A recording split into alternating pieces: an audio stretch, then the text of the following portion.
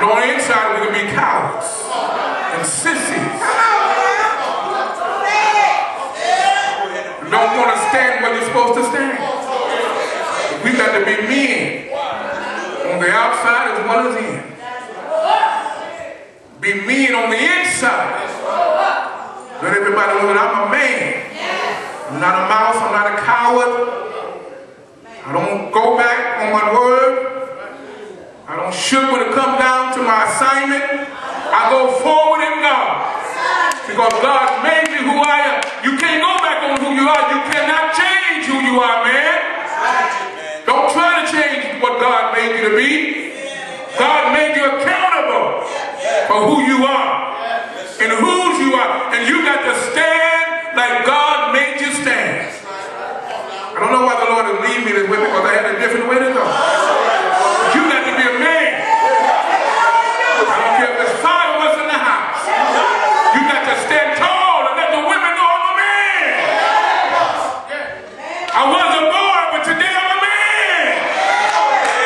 I remember those boy days.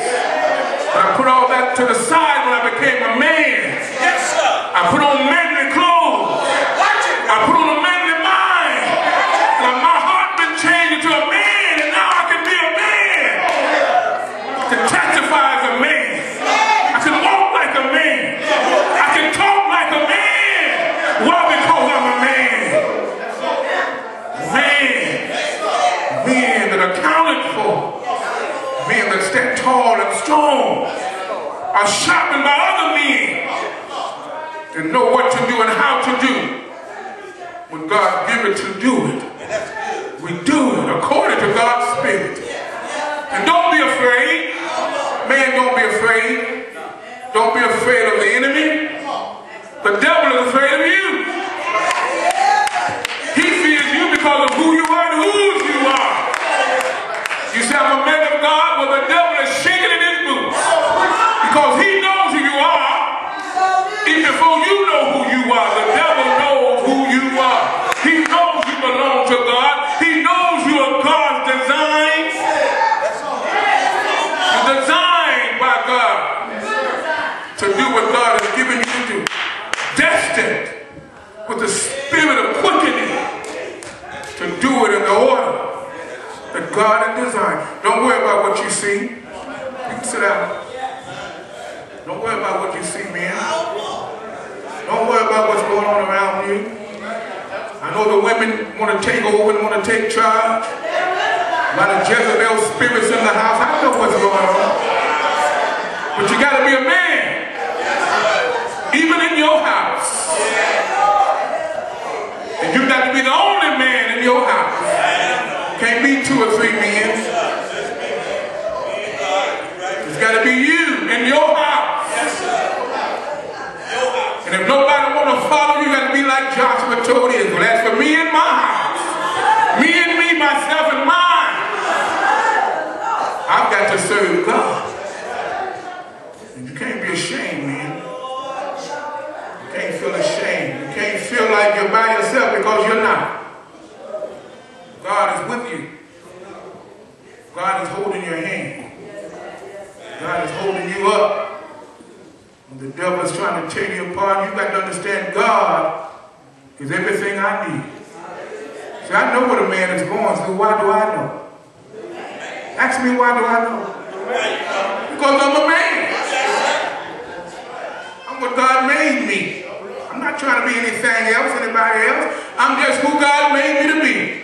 Plain and simple. And I say what God gave me to say. Because that's what God made me. I can't say what pastor says. I can't say what bishop says. But I got to say what God says. And God gave every man according to God's design, his purpose. And man, you got to have dominion. First of all, over yourself. You got to have dominion and authority over you. You can tell yourself to stop. Yes, you can.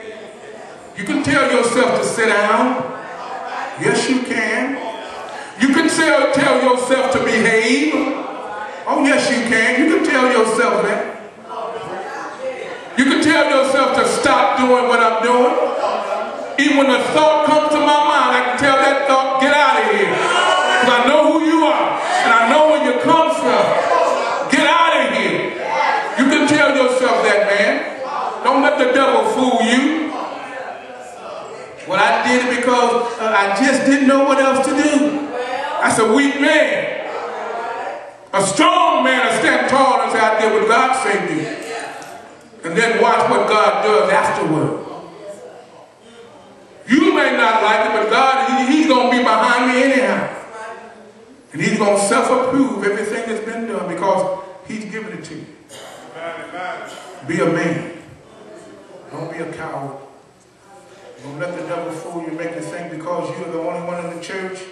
I remember the church was full of men. I grew up in the church with nothing but men. That's right. And men, they were boys at one time, and young boys and young adults. And when they grew up, and when we grew up, they found wives.